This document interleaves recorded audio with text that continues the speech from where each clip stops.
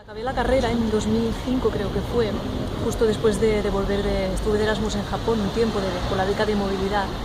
Y entonces estuve haciendo unas prácticas en Manresa de traducción y empecé a buscar trabajo, porque claro, ya se sabe, ¿no?, que acabas la carrera y dices, bueno, ¿y ahora qué hago?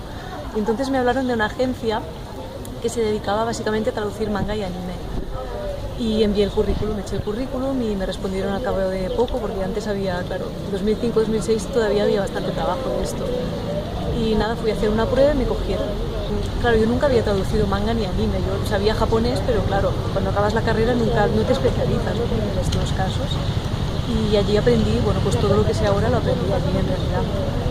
Y para TV3 he traducido algunas, bueno, antes había un canal que se llamaba 3XL, no sé si lo conocéis, que sacaba muchos títulos, mucho anime para gente joven, para adolescentes de entre 12, 19, 20 años más o menos. Y para TV3 traduje una serie que me gustó mucho que se llamaba Nana, no sé si os suena, que bueno, está basada en un cómic, en un manga con el mismo título en realidad, y es una serie muy dedicada a gente muy adolescente básicamente.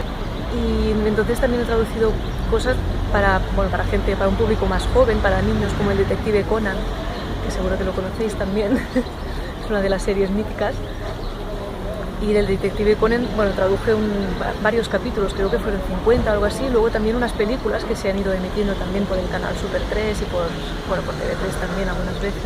Y en cuanto a manga, pues no tengo ningún título así muy conocido, pero bueno, ahora mismo todavía sigo llevando una serie de veterinarios que se llama Wildlife, que tiene, bueno, ya voy por el tomo 25, que empecé hace ya muchos años y claro, la agencia cerró y tal, pero todavía me siguen pasando algunas cosas de vez en cuando, entre ellas esta serie de veterinarios.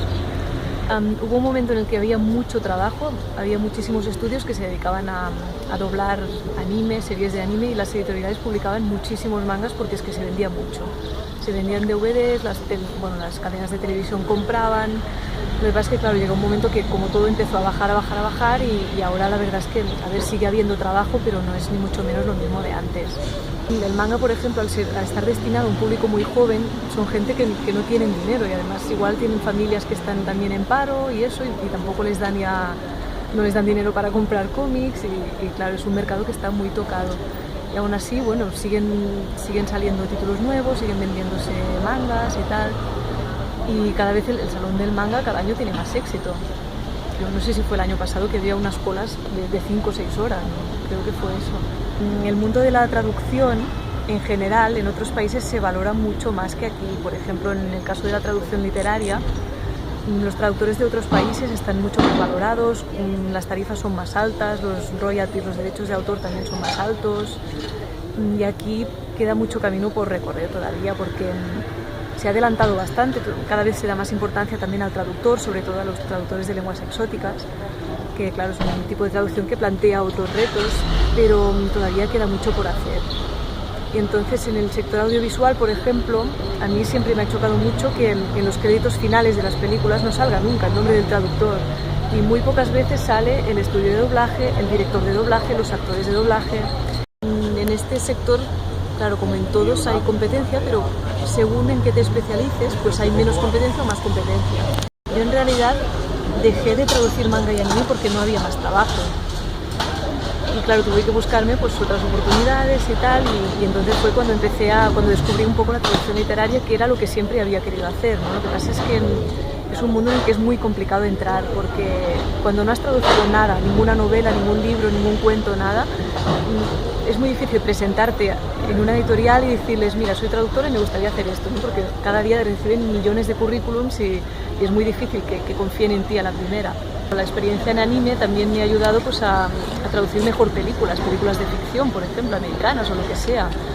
También aprendes muchos recursos y igual no tanto vocabulario, pero bueno, también recursos de traducción y el manga también, claro, encuentras a veces estructuras, palabras tal que luego te ayudan pues a la hora de traducir novelas o lo que sea, son como complementos, ¿no? Son trabajos que se complementan el uno al otro.